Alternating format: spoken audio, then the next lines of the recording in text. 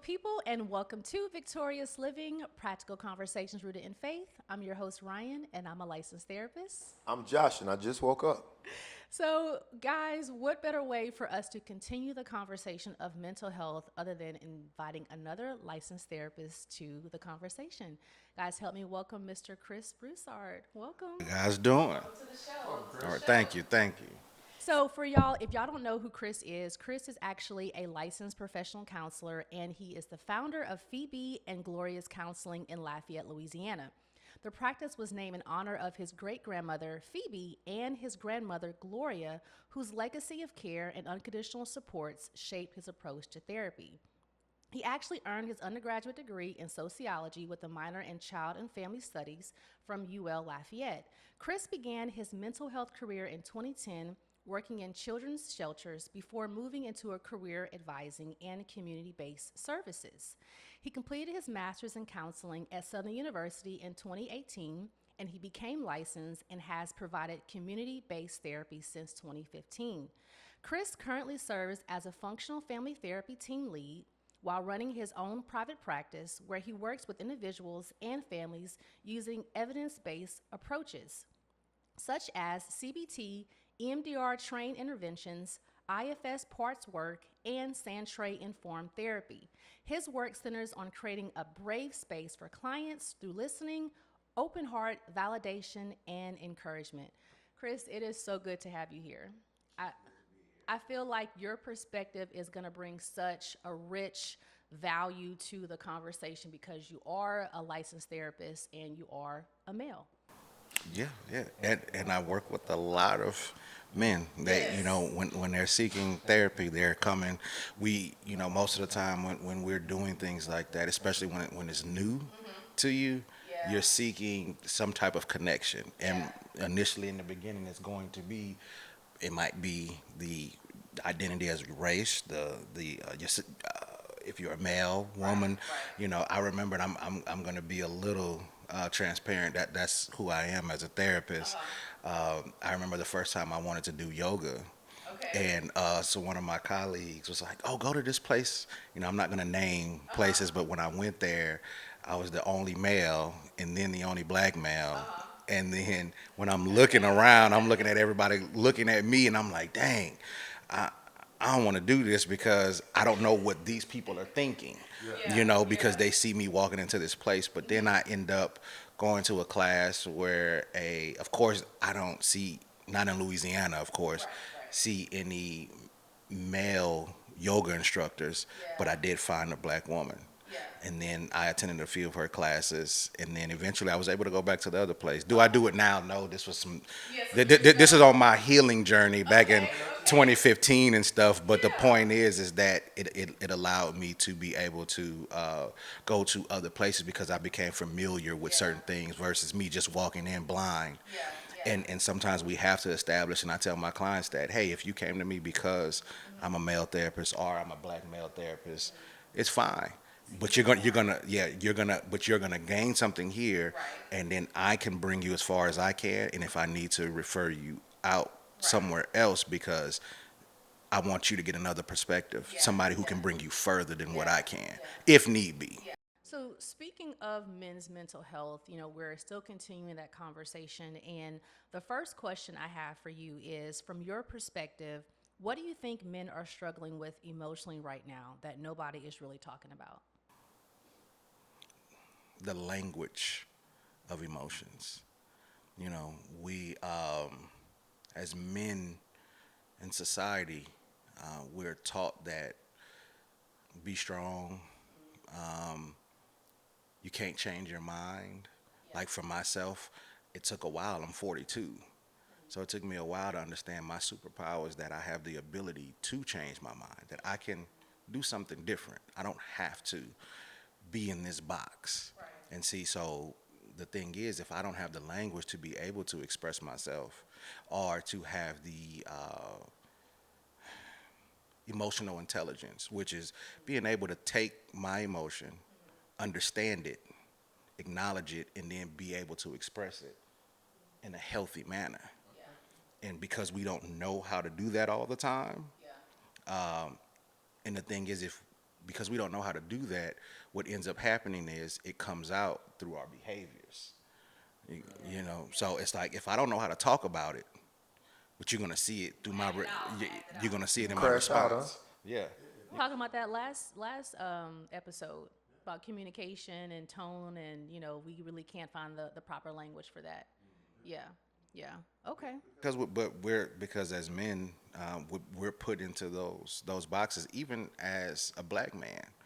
It's like we got to go through there are so many other loops that we have to go through: the stigma, racial identity, racial trauma, all these little things, and then be held to a certain standard. Even as a father, one of the things I always tell my children, and I had to grow to understand this too. This is not just, oh, I came up with this and now this is life experience. But I tell my children that there is the reality of their father, and then there is the idea of what you think I should be, and it's the role reverse. There's the reality of what I feel my children should be. I need you to be able to wake up, make up your bed, clean up. I shouldn't have to tell you nothing. Do your homework, do this, But then there's that side. It's like, or never date. Especially, I have my daughters who are older. Like, don't have sex until you get married. All those little things.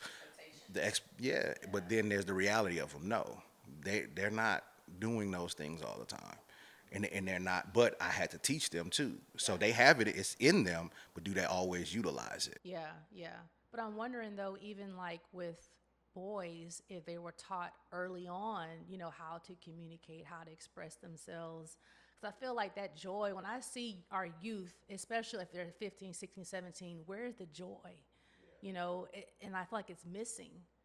Oh, they got joy. They got joy? Yeah, they shooting at each other. Yeah, they You were should just see how happy they are. Yeah.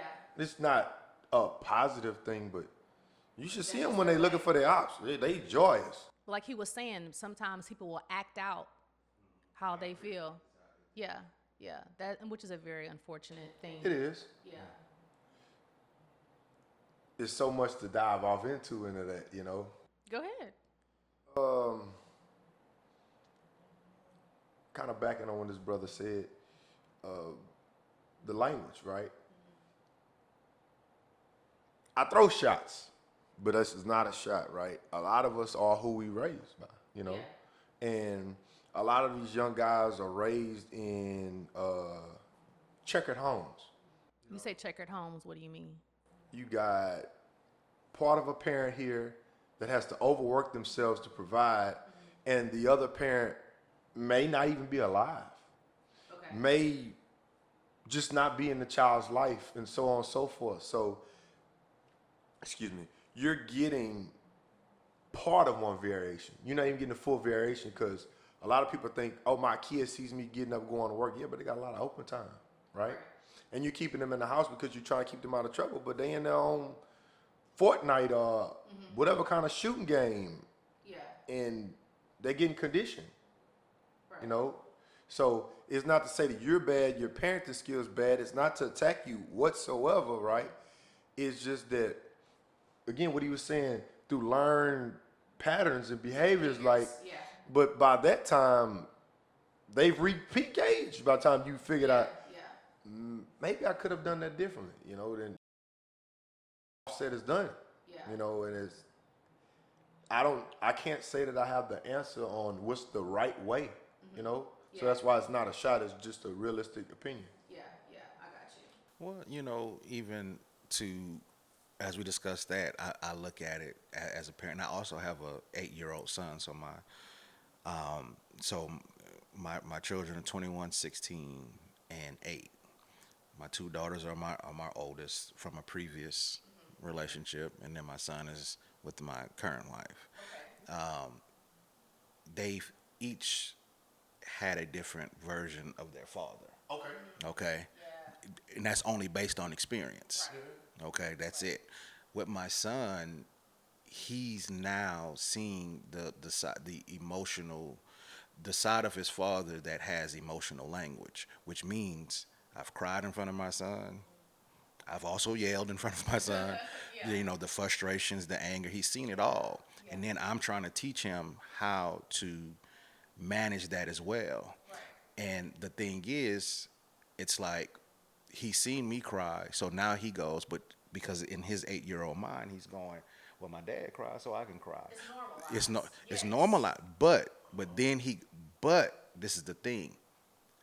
Me and his mother also go, sometimes you're doing it too much now. Like like you can't, you can't at every little waking moment. Right. So a good example is there was a school field trip, right? So I'm usually the one who takes him. And at the end of the trip now, he's riding on the bus with his peers and his teacher. So we went to the zoo, the Baton Rouge Zoo. And on the way back, which I didn't know, he tells his mom this, like, no, the teacher writes a note. He was crying and this and this. And so we called, like, well, what was he crying about? Right. So she said, he was like, I had so much fun with my dad and this and this. And I was like, that's cool. But this is the backstory. Bro, I do something with you almost every weekend. So I'm making it right now what you're doing is making me look a certain way. Even though I shouldn't be concerned about what people think. It's like, where's your dad, bro? Like, yes, like, bro, I'm right here in the house with you. I only work Monday through Thursday. I'm the one who drops you off to school. Me and your mom share based on my clients how I pick you up in almost every weekend. But that's negated. Because it look like, going back to being black and being a dad, like, bro, where your daddy? When last time you seen him?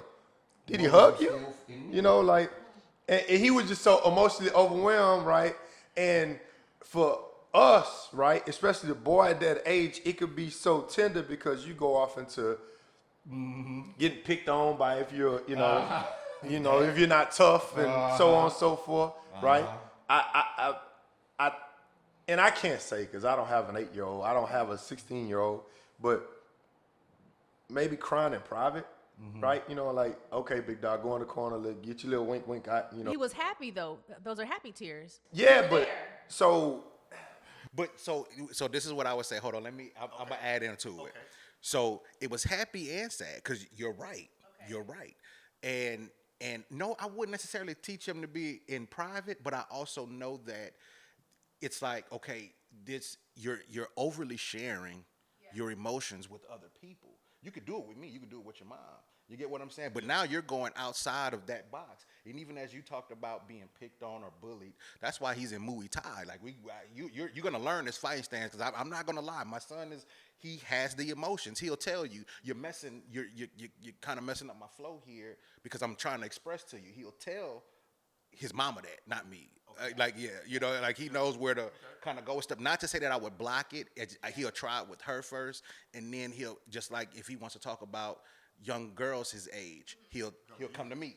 So, but the thing is that, but he also shared, this is the crazy part, that he also shared that, and this is his exact words, well, I was also sad because I started to think about my grandmother, which is his great-grandmother, Gloria. Okay. He's like, I was just on the trip and I miss her. And so, but this is his words. But I didn't want to tell my teacher that. Like, she don't need to know that. But she needs to know that you had fun. My mom was, but she needs to know that, like, I ain't never, like, me and you don't kick it, you know what I'm saying?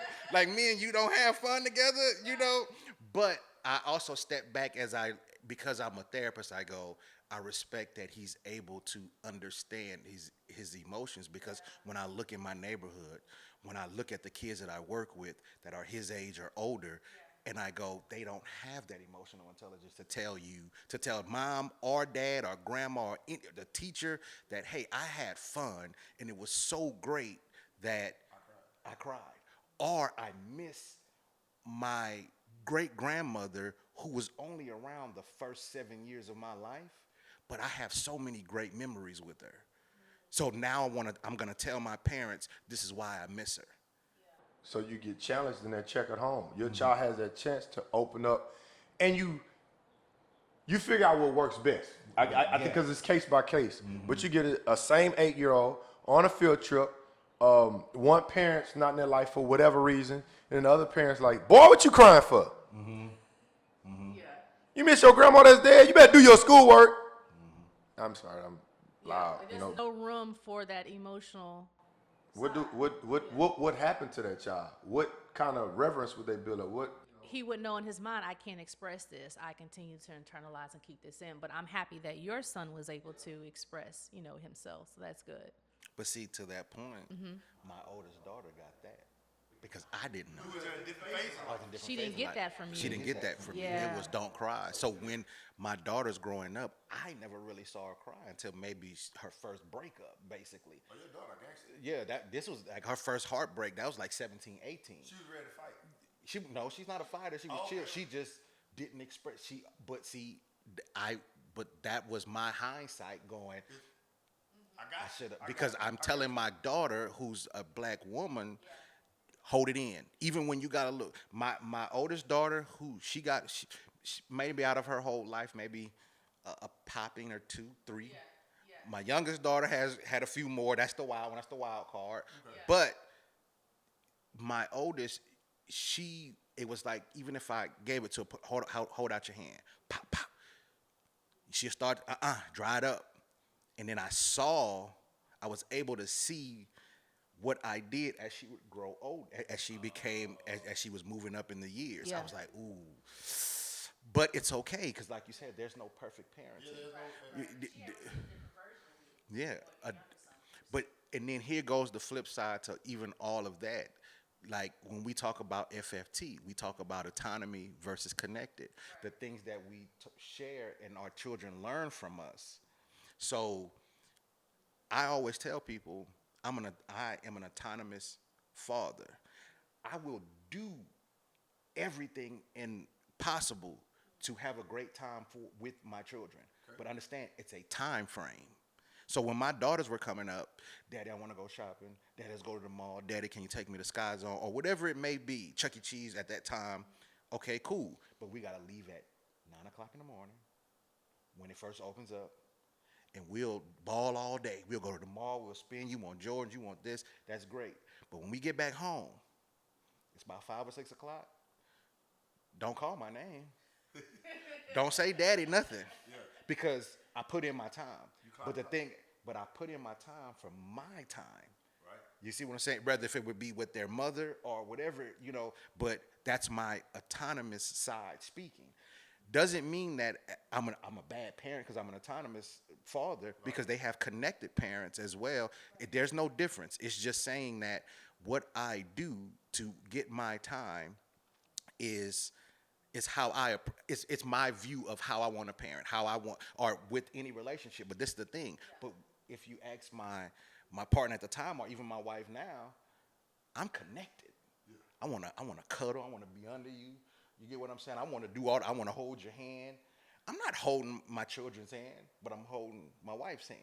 You see what I'm saying? So I'm connected with her, but I'm autonomous with my kids. But the thing is, here's the difference. If my wife calls me right now and says, I need you right now, you got to come home. I'm throwing the mic, I'm hitting the door. Right. But now remember, I'm connected to her. But if my child calls me right now and says, I need you right now, drop whatever, Daddy, I'm in trouble. I'm doing the same exact thing. Okay. It's no difference in my response because I'm showing up. But this is the part. What we teach and show our children, we as parents would then get upset when they give it back to us. Because guess what my oldest daughter does now? I can call her, and I can call her right now. Right. She ain't gonna answer. It's Saturday. But she'll probably hear. On D&D anyway. Nah. I'm the emergency contact, so I should be able to get through. You can get through. I can get through. But the point I'm trying to make is that I'm gonna get a call back Monday. Tuesday. Oh. All right. But it's okay. But I had to learn. But now this is another thing. You gotta shoot her a text too. I gotta shoot her a text too. If you call her and she don't, cause they whatever, say bro, daddy needs you. Yeah. Whatever y'all communication language is. But now, let her boyfriend that she's been with about a year and a half, maybe 2 years, let him call. It's on. Hello. You get what I'm saying? Yeah.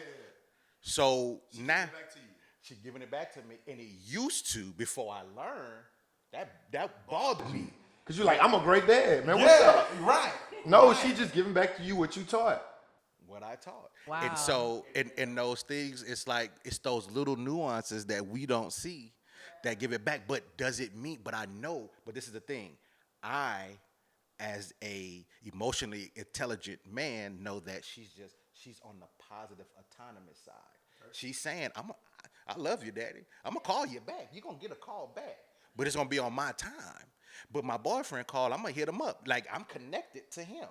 Cause she see me connected to their mama, she see me connected to my wife. Also, so this is okay. But see, I used to look at it as a autonomous negative though, and it's not. Now there's autonomous negative and a connected negative as well. What that means is now if my daughter was just like, man, F my daddy, I ain't calling him back. Like, oh, like that man ain't do nothing for me, talking down on me.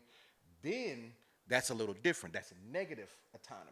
Right. Just like I can be a helicopter parent and want to be, I'm putting trackers on my kids and doing all that. Now that's or if I'm physically putting my hands on you. Now I'm physically abusing my child for what they do. Now I'm connecting to you negatively. You see what I'm saying? Right. So learning those things and being able to spot those little nuanced things that we were showing our children, raising them, and then sitting back and going, bruh, they giving it to me. And here comes the part of being emotionally intelligent, which I know we'll probably get to, but is understanding. That's good stuff right there. Y'all taking notes? Cause man, dropping some nuggets right now. Yeah, understanding. Think about if I do something to you. No, you do something to me, and it hurts me. Now, as a man, if I'm not emotionally intelligent, I'm hurt, but you don't see the hurt. You see the behavior. I'm angry. Yeah. I want to fight you. I'm gonna my petty side come out. I'm gonna cut your phone off. I'm gonna do something like that with my kids. Man after my own heart. You know what I'm saying? Like so all those little things that now, but with me being able to realize that if someone does something to me and it triggers me, and I become angry and very, very, very angry, or whatever comes out, whatever behavior comes out. But if I understand where you're coming from, meaning Chris Rock said it on one of his specials. He was talking about, I think he was talking about men abusing women physically, physical violence, okay? He says, I don't condone it, but I understand. I grew up in a household where I watched those things myself, okay? And me and my dad, we have a great relationship now, but back then it wasn't all that great. So I don't think he would be upset with me talking about it. But and these are discussions that me and him have had once I was about 30, I would say.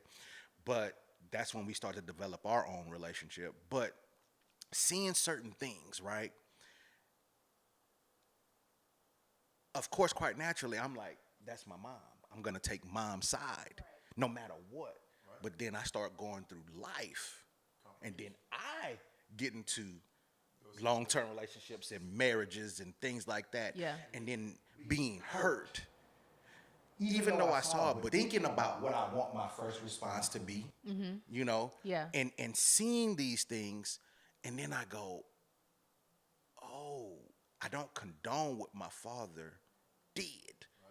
And not even just him, men in the community, because I grew up in the projects. So the things that I seen in the community and how me and my friends were raised, because my friends were doing it at a very young age. Right. So I'm like, what? This is, like, man, but we saw our mamas go through that. Right. You get what I'm saying? We saw our mothers go through that type of stuff. But the thing is, now you begin to develop and you go, oh, maybe it was, I have an understanding that my father didn't know, my friend's father didn't know. Because I'm a firm believer is I can't teach what I do not know. True. Yeah. You get what I'm saying? Yeah. So if they didn't know this at the time, and now I gone through things, and because I didn't respond that way, I was able to see and then go, okay, I have an understanding why. Mm-hmm. I get it. Somebody, your emotions may have been touched. You didn't know how to verbally express it in a healthy way. So you went to whatever it was to be able to get those emotions out. And you had consequences. I don't condone the behavior. Correct. But I understand. I know why you balled up your fist. I don't agree with it. I like how you I don't said agree that. with it. I do not. I'm not co-signing it, right? But co-signing. you were frustrated. We were talking. We expressing each self. I'm telling you, go ahead. You steady. Right. Yeah. And just never ever condoning any kind of violence or never, right? Towards anyone. Anyone, right? Any human being. Sometimes it's just you and your partner, right? And you, your partner, right? And I love my women, right? I love all women, right? But I love black women. I do. I love y'all. You know, y'all got Unc losing his edge, but I love y'all, right? I do, you know. Sometimes y'all words could pierce the sharpest. I'm talking about you could create Grand Canyon with your words. Yeah. And in today's culture, I'm gonna say, right? It's look like it's amplified, like it's a badge of honor. When it's not, man. You shouldn't have to cut your, you know, because you can't take back what you say. No. You know, and I know I've said some things, right? So we're not gonna sit here and say that Joshua was I know, you know, I went through a situation and I told a swindler some things, you know, over and over again. I told some things on social media, you know, but nevertheless, you just got to watch your wording when you're angry, right? You know, I've learned that if I get mad enough from you, I'm going to back away from you, you know, because I don't know how to let stuff go. I'm going to get you. We talked, you know what? We talked about that. But, you know, this ain't that. This ain't that, you know. And the Lord been working on me. It's slow, you know. So, I can see the progress. You know what? He been, you know, we're not gonna talk to the Lord. You know, we gonna have I'm thankful that He got some of my ops before I could. But it's like, Lord, I'm a man. Let me do what I do, man. But you got that. Yeah. Thank you for mentioning that. But speaking of women, what's something men wish women understood about them emotionally? Before we get to that, I will get to that part. One thing I do want to say, I didn't want to bring up, you know, just to kind of go back to that understanding part to kind of give that wraparound, is that me understanding my father allowed me to open up to him when initially I didn't want a relationship. Wow.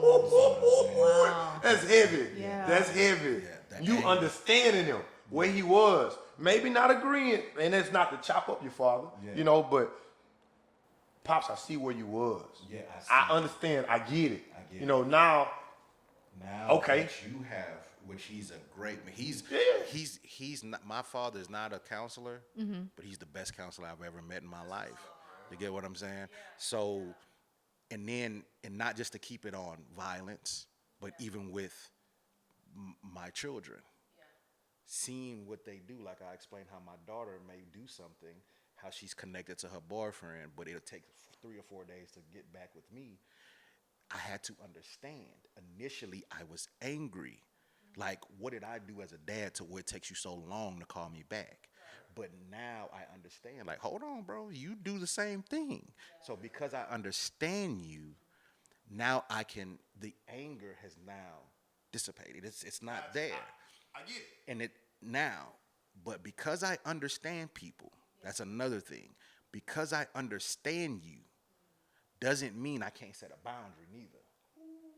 You get what I'm saying? Like, so, you know, like they tell you when you go to church, somebody slap you, you go back and you give them the other cheek and then you do it again. But me, I'm going to be like, nah, at some point I'm going to set a boundary now. Like, I'm not going to let you keep doing this, especially if you're intentionally trying. Yeah, I think Jesus had boundaries. He walked away from people. Yeah. So in that, and now fast forwarding to your question, I don't believe that I could. What's that term? Being a monolith. It like I can't speak for everyone. You know what I'm saying? But I would think that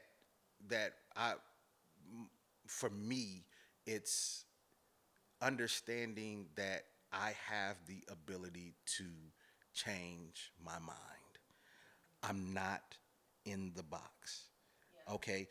And give me the space to be me, and hopefully I will give you the space to be you. And not hopefully, I will. Yeah. So in that, you learn that relationships, whether marriage, friendships, all of that, things run smoother when you let people be who they are. They run smooth. Yeah. You get what I'm saying? Not saying just go out and be wild out, but it's like I can't tell my friend not to be anxious or a part of their whatever their part of their personality is. Because if I tell them not to, they're going to resist. Because quite naturally, as humans, we're geared to do what we want to do. Point blank. Period. You can't tell me because you tell me not to do something. I'm gonna lean more into it. You get what I'm saying? I'm gonna lean more into it. Understand? That's why I don't tell a woman nothing. Man, I don't want you to do nothing. Oh, I ain't learned. My aunt taught me that lesson. She heard me. My past relationship, she heard me as a teenager. But I'll use the word there are other words, but we're chilling right now. So I would say my younger years, I was a player. Like I know how to manipulate. I knew how to talk, do things, and so. But I could be talking to 4 or 5 different young ladies in my teenage years, right? But when I'm on the phone with you, I'm directing all my energy to you. So I'm trying to control. Like I'm trying to be like, because this is what I'm seeing. Like, you better not be talking to this or this and this. So my aunt walks by and hears this one day. So she waits till I get off the phone, because this is flip phone time. Or this might have been a brick phone. I don't know. It was one of them phones. It might have been Nokia, or it might have been the flip phone. It might have been the Sprint. It could have been the Chirp too. I don't know. But it's in that era. And so she calls me over. She says, "Look, let me show you something. Let's go in the kitchen." She walks me to the kitchen, and she runs some water, and she puts my hand under the sink. And then she feels this. She tells me to cuff my hands up, and she puts water in this hand. She puts water in this hand. And then she tells me, take my left hand and squeeze tightly. And so I did it. And then she's like, well, what's happening? And I'm like, the water's coming out. Like, it's coming out between my fingers and everything. But then this hand, it might have been a little drip over here, a little drip, because my hand might be shaky, but it's cupped. It's not closed. And she said, whenever you try to control something, it's going to find a way to come out. The water was coming through the cracks of my hands. But when I opened up my hand, the water was gone. She's like, but when you just let it be, it's there. Yeah. It might have moments like the water, and again, that's because my hand was shaking, but I wasn't trying to control it. So in my adult, even though I remember that was, I think I might have been 16 years old at that time. It set with me, and then now applying it into my life now going, oh, so that's what it means. Let people be who they are. And that's it. That's good. And that will make the relationship. Because you try to control somebody. I want you to do this. I need you to do that. Prime example, right? And I think it's to discretion, right? A lot of fellas want their women. The word I'm going to use is desirable, right? Mm-hmm. And it's no shot. It's no shot. Just clearing the air, right? A lot of times, because I'm friends with a lot of men, women get unattractive, whether it's by the words, whether it's too many brunches, whatever, right? Uh-huh. And you can't tell a woman that. They homegirl can. Yeah. You'd be like, hey, player, put down that wine and I'll sign you up for aerobics. Man, that's finna start a fight. It ain't finna go well. Like, it's not, especially if it's not already in the pattern. Right. I just don't tell you nothing. You know what I'm saying? Keep doing you, player. And in that instance, right, to where if you're smart enough, you can catch on, If not, women in this era and culture, they go all the way around the problem instead of resolving it. That happens a lot. They'll look at your phone, look at your patterns, think this, think that, then really, I was sitting there waiting for you to fix something simple. Yeah. But if I tell you that, women's brain take it all the way up to Canada. Mm-hmm. Assuming, jumping to conclusions or so. All that, man, this is what I want you to address, right? And you could There is no way to communicate that with a woman. I am sorry. What's your take about that? What's your perspective? Nah, it's nah. So I guess for me, I don't want to make it because I want to focus on that men's mental, that men's mental health. But we'll do it. No, we'll do it. I'm gonna go there, but I guess so. I'm gonna try to be a little bit. I'm with you, and then I'm not. Okay. And the reason why, and the only reason why, because it's that whole topic of when we began to. It's black, it's white. Mm-hmm. Even though it's there, we know it. It's male, female. But then amongst our community, like how we're fighting, how we're taking those things. Let's look at that as a human experience. Okay? As a man, if I'm not taught emotional intelligence and my woman is speaking to me with her emotion, I have no understanding of it. I may feel like I wanna fix it because we're fixers. I wanna fix it and get to a point, and then now we're at each other's throats because she's going, I just want you to understand my emotions. I'm trying to fix it. She's getting frustrated because I'm trying to fix it, and I'm getting frustrated because I thought I was fixing it. But now we're at odds with each other in some way. And then as men, because we're the fixers, we're trying to go straight to that problem. Hey, put the wine down, and let's get you to the gym, right? So this comes where, again, back to how we were raised. I'm not going to deny, I am an emotional man. Growing up, despite, I can fight. I'm a bang with the best of them and everything. I gotta make you laugh. Go ahead. All right. I'm glad you're not light skinned.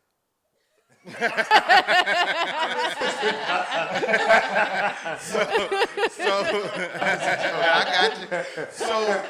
So I going through bullying, then feeling like, okay, I can get hit. I can hit back and protect myself.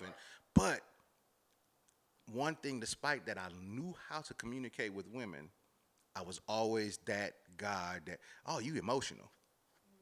So I was like, oh. So, and then this one chick, you know who you are if you watch this podcast. My grandmother taught me how to be a gentleman. So she'll always ask me, you got a girlfriend? Around Christmas time. So if I had 3, 4, 5, but my grandmother always worked in jewelry stores, and she would get jewelry for like the low, $1, $2. And so if I tell her I have 5 girlfriends, she's gonna have 5 little bracelets. She'll have 5 bracelets. Yeah, give this to her. But she was also showing me something too, like how to take care and how to, so I go, but at the time I only had one. This is my first the one that I like. And we on Christmas break. I go back to school. I come visit out here because I'm not originally from Louisiana. Go back home, and first day of school back from Christmas break, I'm walking up the stairs. I was like, hey, such and such. She was like, what's up? I'm like, look what I got for you for Christmas, And she took it, and then right there in that moment, she was like, boy, you were, and just started like just going off on me in front of the school, like my partners and everything. And I'm like, that moment, and me and her have had a discussion like years later, like in our 30s, we ran into each other and we talked about it. And I said, you turned me into a fool when you did that. Like, let me not say she turned me into it, but I didn't know it, but that was a turning point for me. Because that was traumatic. That was, to some people, that could be a little T, them little T's and big T's.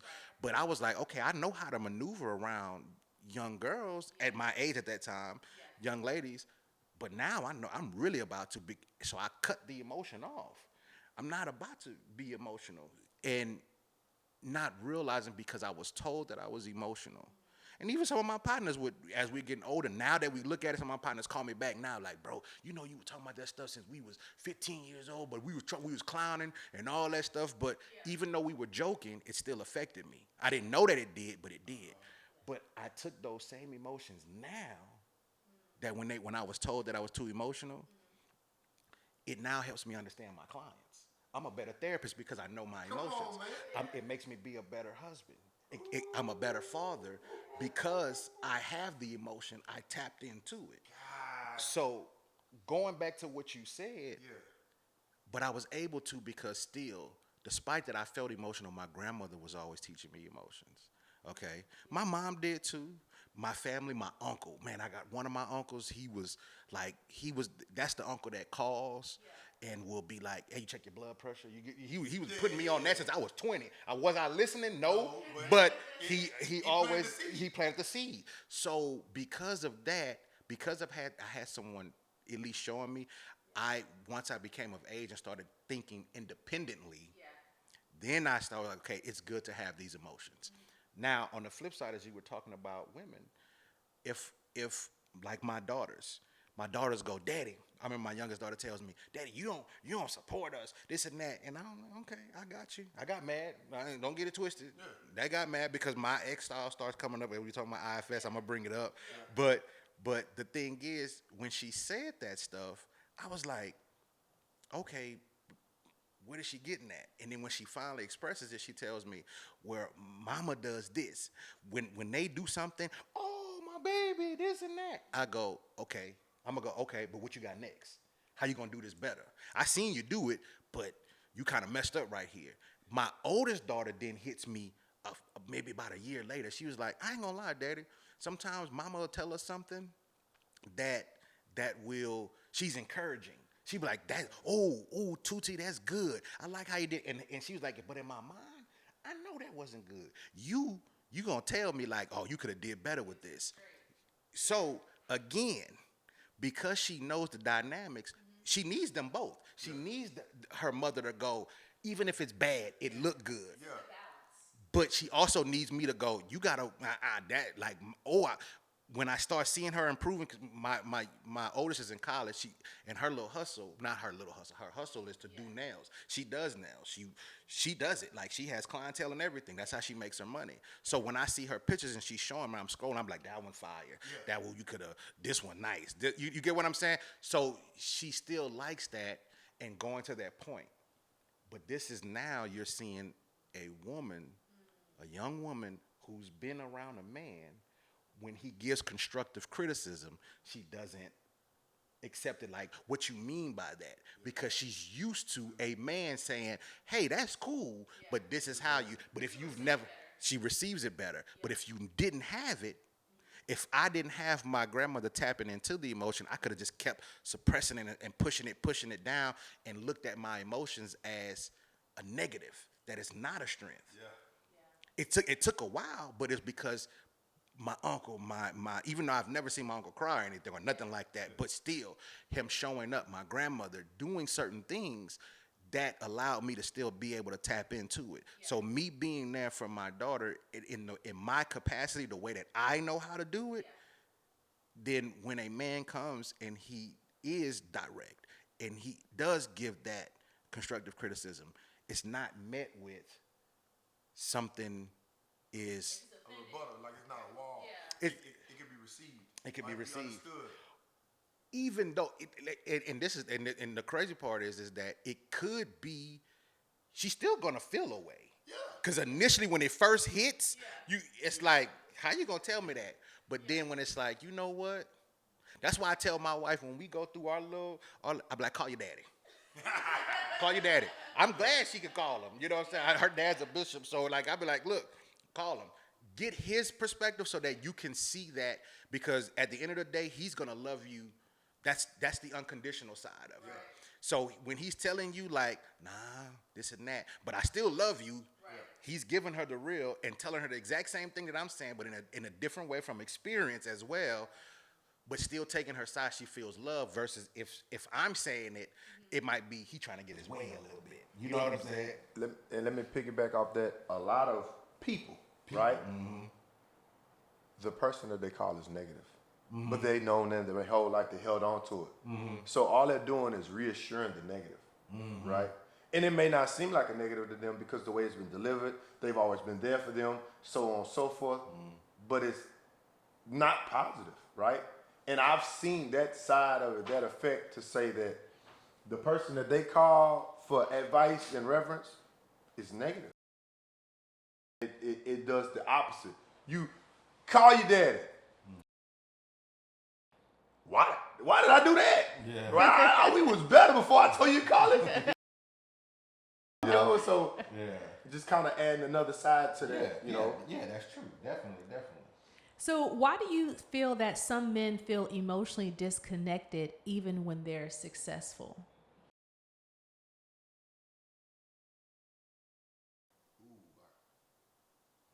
Um, I learned this through books and podcasts. Sometimes we try to reinvent the wheel or try to act like we came up with something. Nah, it's not like that. But I'm gonna say this something that stuck with me. If only accomplishments can heal open wounds. Ooh, boy, If only accomplishments can heal open wounds. Just because I accomplished certain things and got my goals or reached my goals and I have money or I have success or whatever it may be, doesn't mean that I still didn't go through the things that I went through when I was coming up as a child. Me witnessing certain things, me witnessing acts of violence, or just because I'm successful doesn't mean that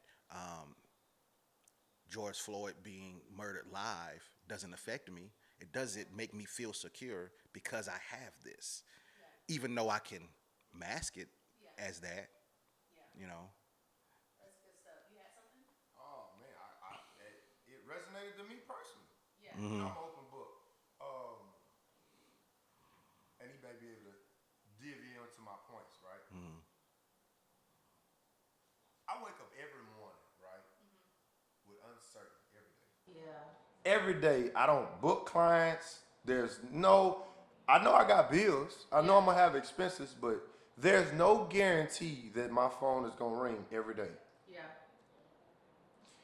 Every day I'm busy. So that's me and God's connection, even though we still got a whole lot to work out. But I'm thankful, you know. Going back into the point to where my community supports me, right? We're in a better place. When I ran for mayor, I felt like everywhere I turned, I had to have on boxing gloves when I walked around my heart. Hey, I'm Josh Lewis. Yeah. Oh, it was everywhere. Yeah. You know, so I don't hold, right? Like I hold grudges, but not in that aspect, right? Yeah.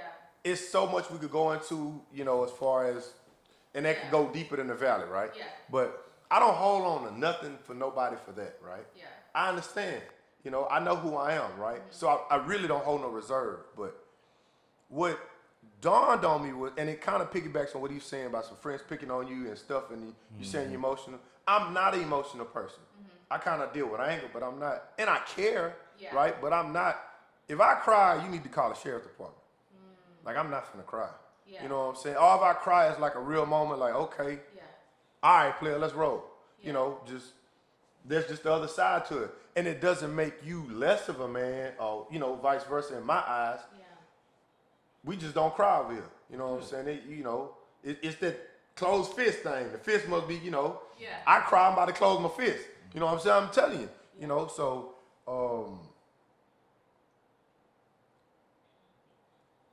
seeing the success and seeing the reverence of my business, right? It doesn't change certain things, right? You know, and then that's what me and God do. I could pay these bills on time. I ain't had to write no hot checks, you know, but it didn't deal with this. Right. You know what I'm saying? You know, and then when I say success, right, I'm an open book, but I've learned to be more reserved. Right. Right? I would speak out and stand and do and jump front line for a lot of things. And I realized people don't do that for Joshua.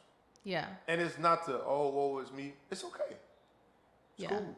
But what it has taught me is when and where and how to be what I need to be. If I'm available, I'm available. If I'm not, I'm not. Yeah. And be that better for my business. But it didn't change the fact that being successful made me watch my emotions because I never knew jealousy. I'm a project baby. You know, I'm from Johnson Hall. I can't count one person one time where I felt like I ever knew jealousy. Never. I had a village. Right. We ain't never had no money, no materialistics, but we had a village. I didn't see jealousy until I was able to pay my bills on time. I was able to drive what I want. Customers started pouring in. That's when I started seeing jealousy, and I didn't understand it. Yeah. You know, I was dating a partner, and we both had businesses, but it would be some kind of way Competition. And I couldn't scratch my head because I'm like, I'm helping you. I would do for you. I couldn't fathom this. And in other situations Why is it around like that? outside of that situation, Yeah. but it stemmed from jealousy, and I couldn't get my head around it. Yeah. You know, as far as we speak of men's mental health and open wounds, like, but it just made me realize this is a new level. This is this is really new. Yeah. You know. So we are out of time, guys, but make sure you subscribe and share if this episode encouraged you. So remember, healing is a process and growth is intentional. Until next time, give yourself grace and stay grounded in faith.